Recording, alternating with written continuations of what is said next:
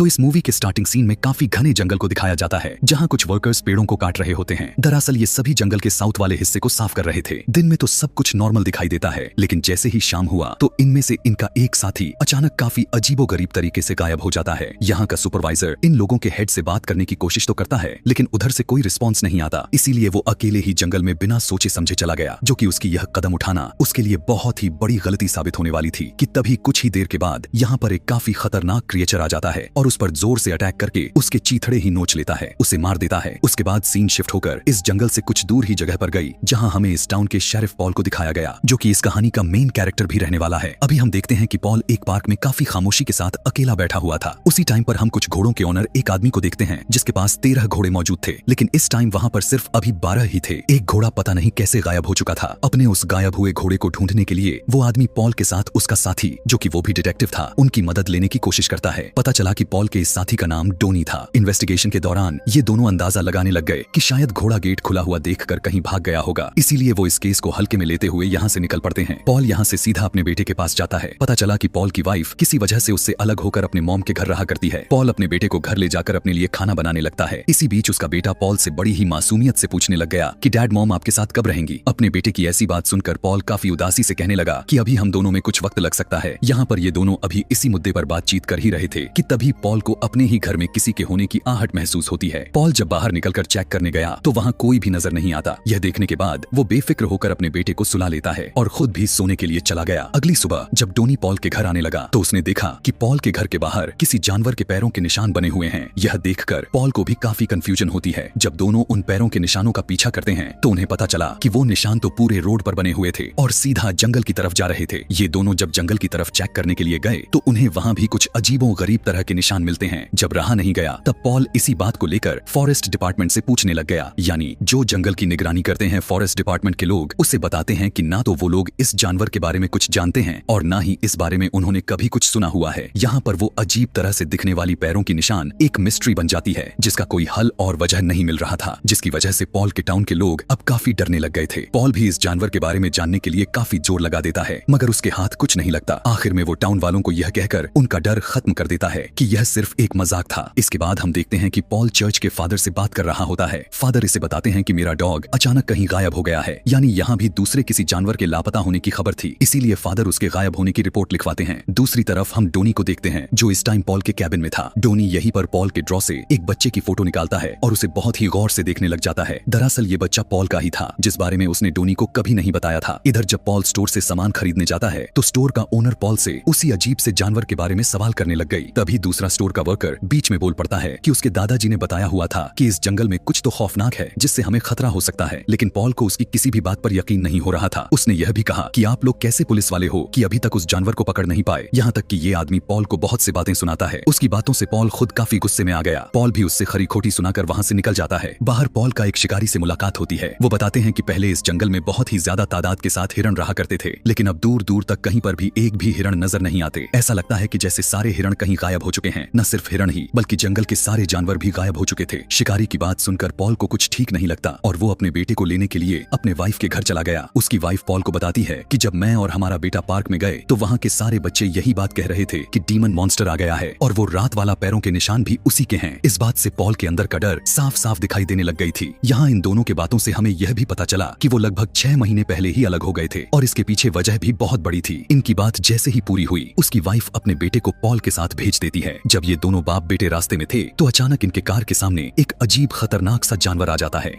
और उन्हें देखकर जल्दी से जंगल की तरफ भाग जाता है। यहाँ पर पॉल इस अजीब तरह के जानवर को देखने के लिए अपनी कार से निकलने का फैसला करता है और अपने बेटे की जान को कहीं खतरा न बन जाए, इसीलिए वो उसे अंदर रुकने को बोलकर कार से उतर गया। जब पॉल जंगल के अंदर गया तो उसे उस घोड़े के मालिक के उस लापता घोड़े के गले का बस बेल्ट मिलता है, जिससे पॉल ने यह अंदाजा तो लगा लिया था कि जरूर इस मॉन्स्टर ने घोड़े को मारकर खा लिया होगा और फादर के डॉग को भी उसी ने मारा होगा। लेकिन फिलहाल तो वो जानवर उसे कहीं पर भी दिखाई नहीं दे रहा था, क्योंकि वो दूर भाग गया होता है। इसीलिए पॉल वापस अपनी कार की तरफ आने लगा, लेकिन जब वो अपनी कार के अंदर देखता है तो उसका बेटा वहाँ नहीं होता। यह देखने के बाद पॉल के होश ही उड़ जाते हैं। पॉल चिल्ला चिल्ला कर अपने बेटे को आवाज लगाता तो है, लेकिन उसका कोई भी जवाब नहीं आ रहा था, जिससे उसकी बेचैनी और भी बढ़ गई। तभी उसकी नजर अपने घोड़े पर जाती है और जब वो चेक करने के लिए अंदर जैसे ही आया तो उसका बेटा घर के अंदर ही था। उसे देखते ही पॉल के जान में जान आ गई। वहीं दूसरी तरफ हम डोनी को भी देखते हैं, जो कि शिकारी के बार में आया हुआ था। वो डोनी को पीने के लिए ड्रिंक देता है और दोनों यहाँ पर बात करने लग जाते हैं। शिकारी उसे जंगल से जुड़ी एक कहानी सुनाता है जो उसकी दादी ने उसे बताई हुई थी। शिकारी का कहना था कि माना जाता है कि इस जंगल में आत्माएं रहती हैं। साथ ही एक लड़के के बारे में भी बताता है जो वो कुछ टाइम पहले अचानक कहीं गायब हो गया था और जब उसे जंगल में ढूंढा गया तो वो 30 फीट ऊपर पेड़ पर लटका हुआ मिला था। उस लड़के की हालत बहुत ही बुरी की गई थी। जाहिर है कि यह काम किसी इंसान का बिल्कुल भी नहीं हो सकता था। इसीलिए सबका मानना है कि यहाँ इस जंगल में कोई डीमन मॉन्स्टर रहता है जो वही इंसानों के साथ साथ जानवरों को आए दिन अपना शिकार बना लेता है। यही सब बातें अब डोनी के दिल में डर पैदा हो गई थी। अब क्योंकि वो भी यहीं के रहने वाले थे तो उसकी घबराहट बढ़ जाती है। अगले दिन पॉल और उसकी वाइफ अपने बेटे के स्कूल जाते हैं और उसके प्रिंसिपल से मीटिंग करते हैं। प्रिंसिपल उसकी शिकायत करते हुए कहने लगी कि तुम्हारे बेटे ने गलत लफ्ज का इस्तेमाल किया हुआ था। साथ ही वो उन्हें ये भी बताती है कि जब भी उनका बेटा अपने भाई का जिक्र करता है तो उसके बातों से लगता है कि जैसे वो अभी भी जिंदा हो, जबकि उसका भाई कुछ वक्त पहले ही मर गया था। वही बच्चा जिसकी तस्वीर डोनी को पॉल के ड्रॉ से मिली हुई थी। इस बात को लेकर पॉल की वाइफ और प्रिंसिपल के बीच बहस हो जाती है, जिसके बाद वो दोनों वहाँ से निकल जाते हैं। पॉल जब किसी रास्ते से होकर गुजर रहा था तब उसे अपने बेटे की कब्र दिखाई दी थी, जिसे देखकर वो थोड़ा दुखी हो गया था और उसी दूसरी साइड पर डोनी खड़ा हुआ दिखाई देता है, जो पॉल को देखकर उसके पास आ जाता है कि तभी उसी के कुछ देर के बाद उन्हें एक अजीब सी आवाज सुनाई देती है और जैसे ही ये दोनों ऊपर आसमान की तरफ देखते हैं तो उन्हें लाखों की तादाद में परिंदे उड़ते हुए दिखाई देते हैं। उन्हें देखकर यह दोनों काफी घबरा जाते हैं। पॉल डोनी को बताता है कि शिकारी का कहना था कि जंगल की दुनिया खत्म हो चुकी है और यह सब देखकर तो अब विश्वास भी होने लग गया था। इसका मतलब यह है कि वो सारे के सारे परिंदे भी जंगल को छोड़कर भाग रहे थे। लेकिन मैटर वाली बात तो यह है कि उन परिंदों को साउथ एरिया में जाना था, लेकिन वो गलत रास्ते पर जा रहे थे, जिससे इन्हें कुछ अजीब चीज होने की भनक लग जाती है। पॉल की बात सुनकर डोनी भी उसी शिकारी के साथ की गई बातचीत के बारे में भी बताता है और जब ये जंगल में मिले लड़के की लाश के बारे में बताता है तब पॉल इसे एक मर्डर का केस कहकर बात को टाल देता है, क्योंकि उसका इन क्रिएचर्स वगैरह पर कोई भी विश्वास नहीं था। इसके बाद रात में हमें डोनी के साथ पॉल की वाइफ को देखते हैं। डोनी ने उसकी कार को ठीक किया। बातचीत के दौरान पॉल की वाइफ से वो अपने पुलिस ऑफिसर बनने की कहानी सुनाता है। यहाँ पॉल की वाइफ भी अपनी पास्ट के बारे में बताने लग गई। कहती है कि जब मैं अपने बेटे के साथ अपने मॉम के घर गई हुई थी तो पीछे से मेरा दूसरा बेटा और पॉल घर पर अकेले थे, जिस बीच हमारा वो बेटा स्विमिंग पूल के पास पहुंच गया और अनजाने में पानी में डूबने की वजह से उसकी मौत हो गई। मैंने पॉल से यही समझकर दूरी बना ली थी कि वो अपने बच्चों को ख्याल रखने वाला जिम्मेदार बाप नहीं है। उसी रात पॉल के पास घोड़ों के ओनर का कॉल आया, इसीलिए वो डोनी के साथ उस आदमी के पास पहुंच जाता है। यहाँ आते ही उसने देखा कि आदमी काफी खौफनाक तरीके से घबराया हुआ था। वो बताता है कि इस टाइम मेरे दरवाजे को कोई जोर जोर से पीट रहा था। उसकी आहट किसी इंसान की तरह तो बिल्कुल भी नहीं था। इसीलिए अब वो पॉल और डोनी से कहने लगा कि मेरे साथ उस आदमी या फिर कोई चीज चाहे वो जो भी है उसे मिलकर ढूंढे। लेकिन पॉल किसी बच्चों की शरारत बताते हुए उसकी बात को टाल देता है कि तभी उसी टाइम अचानक उसके पीछे वाली शेड से एक तेज आवाज आती है। पॉल अकेला ही शेड के अंदर चला गया तो उसे वही अजीब सा क्रिएचर नजर आता है जो पहले भी जंगल में उससे डर कर भाग गया था। उसी तरह से आज भी यह पॉल से बचकर भाग निकलता है। अगली सुबह पॉल और डोनी दोनों फिर से शिकारी के बार में आते हैं, जहाँ उन्हें क्रिएचर के बड़े बड़े नाखूनों के निशान मिलते हैं। पॉल उन पैरों के निशानों को सबूत मानते हुए उनके बारे में जानने की कोशिश करता है, क्योंकि आज तक कोई भी ऐसा क्रिएचर नहीं देखा गया था जिसके इतने बड़े बड़े नेल्स हों। फिर पॉल जब अपनी फैमिली के साथ डिनर कर रहा था तब उनसे उनका बेटा कहने लगा कि मैं आप दोनों के साथ रहना चाहता हूँ। इस पर पॉल उसे थोड़ा और भी टाइम इंतजार करने के लिए कहता है।